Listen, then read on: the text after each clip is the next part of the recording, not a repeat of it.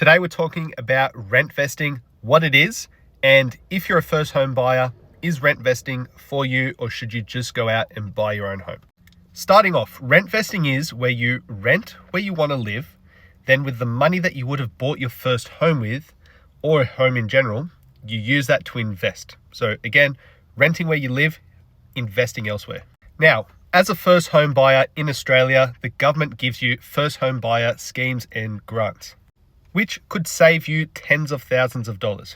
So why would someone, as a first home buyer, rent vest instead of buying their first house to live in?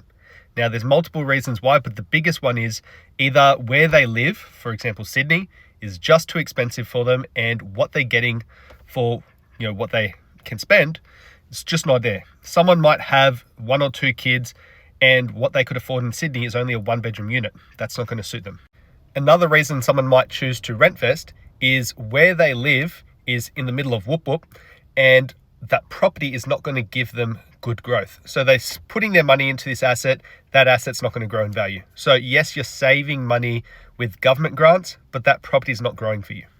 So in my opinion, if you're living in Sydney, for the most part, it does make complete sense to rent vest because everything there is so expensive.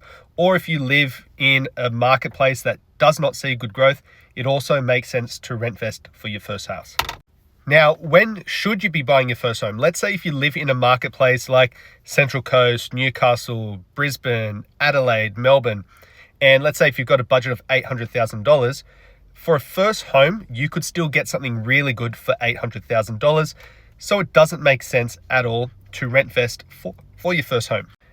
Now, what I would be doing is taking advantage of the government grants, buying your first home, living there for 12 months, then eventually moving out or selling it, and then buying another investment.